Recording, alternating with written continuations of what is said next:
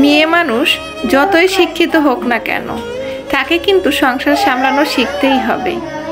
কারণ সে বাইরে যতই বড় অফিসার হোক না কেন তাকে কিন্তু সংসারে টুকিটাকি কাজ করতেই হবে। বেবি হলে বেবি সামলানো শিখতেই হবে।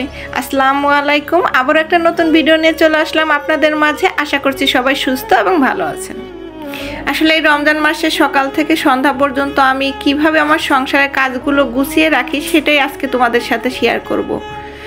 যদিও আমার কাপড়গুলো খালায় পরিষ্কার করে ধুয়ে রাখে, তবে আমি এখন রোজার মাস দেখে খালাদের দিয়ে আর কাপড়গুলো ধোয়াই না, কারণ তারাও তো রোজা থাকে। আর রোজা থেকে কিন্তু কাপড় ধোয়াটা অনেকটা কষ্টকর, কারণ কাপড় ধুলে পরে দেখা যায় কি গলা একদম শুকিয়ে যায়। এজন্য আমি খালাদের দিয়ে আর রোজার মাসে বিশেষ করে কাপড় তারপরে ফ্লোর পরিষ্কার করাটা একটু কম করানোর চেষ্টা করি যতদূর সম্ভব।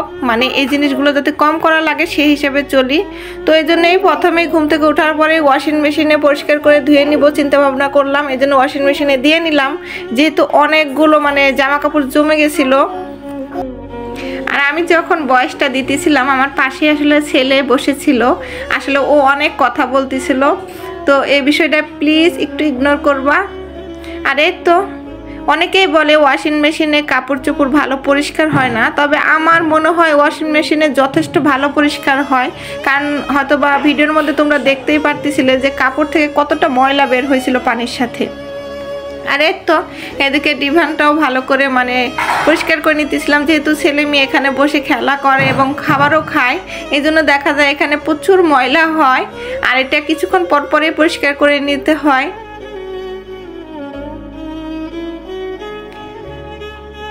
এই তো তোমাদের সাথে কথা বলতে বলতে অনেকগুলোই কাজ কিন্তু করে নিলাম। খালা এখনও আসে নাই, খালা আসতে আরও কিছুক্ষণ লাগবে, কারণ খালা আসার আগে মোটামুটি আমি কাজগুলো আসলে গুছিয়ে নিব।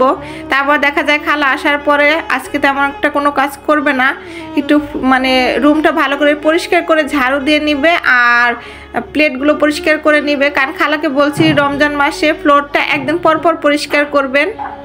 আর এদিকে আমার ছেলে মেয়েকে খাবার খাওয়ানো, তারপরে মোটামুটি সব কাজ শেষ করে খাবার খাওয়াতে চলে আসলাম।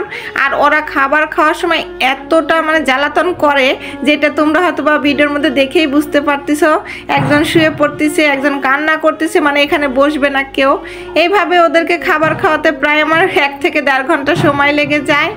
আর এই তো তারপরে খালা এসে খালার বাদবাকি কাজগুলো করে নিয়ে গেছে, করে নিয়ে যায়নি, সরি, করে দিয়ে গেছে। আর এদিকে আমি আজকে কি রান্না করছি সেটা তোমাদের সাথে আসলে শেয়ার করব না, যেহেতু ভিডিওটা অনেক বড় হয়ে যাবে। আর এত বড় ভিডিও আসলে সবার পক্ষে দেখা সম্ভব না। এই জন্য ভাবলাম যে তাহলে আজকে ইফতারি ভাজাপুরি বাদে আমি কি নাস্তাটা বানিয়ে নিতেছি সেটাই তোমাদের সাথে শেয়ার করি। কেন জানি আজকে বেগুনি, ছোলা এগুলো কোনোটাই খেতে মন চাইছিল না, এই জন্য ভাবলাম যে তাহলে আজকে পরোটা বানিয়ে নিই। আর মুরগির মাংস ভালো করে আমি ভেজে নিছি। আর পরোটা দিয়ে মুরগির মাংস ভাজা একদম কড়াভাবে, যেটা যে গরুর মাংস আমরা লাল লাল হয়ে যায় অনেকদিন জাল পাড়তে পারতে, ঠিক মুরগির মাংসটা ওইভাবে ভাজতে হয়। আর এইভাবে মুরগির মাংস ভেজে তারপরে পরোটা দিয়ে খেতে অনেক ভালো লাগে। আর আজকে আমি ভাবছি ইফতারটা এটা দিয়েই করে নিব। আর তোমাদের ভাইয়া একটু ফল দিয়ে করে নিবে, সে আসলে এই ধরনের খাবারগুলো খুব কম পছন্দ করে। আর আমি আসলে ফলটা তেমন একটা পছন্দ করি না, তো আমি আসলে পরোটা দিয়ে নাস্তা করে নিব আর তোমাদের ভাইয়া ফল দিয়ে করে নিবে। আর কেন জানি আমার খাবার জিনিসটা বিশেষ করে একই খাবার বারবার খেতে ভালো লাগে না। দেখা যায় কি আমার এক দিন এক ধরনের খাবার খেতে ভালো লাগে। আর এই বিশেষ করে রমজান মাসে ইফতারির টাইমে একঘেয়ে খাবার তো আমার একদমই ভালো লাগে না। তো আসলে তোমরা কে কিভাবে নিবা আমার কথাটা আমি জানি না, তবে আমার কাছে যেটা আমার নিজের মনে হয় আমি সেটাই তোমাদের সাথে শেয়ার করলাম। কারণ একই ধরনের খাবার আমার একদমই ভালো লাগে না, আর এই জন্য আমি মাঝে মাঝে চেঞ্জ করি আইটেমগুলো। সো আজকে এটা দিয়ে ইফতার করে নিব।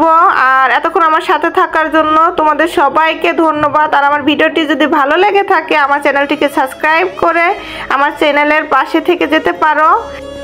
আল্লাহ হাফেজ।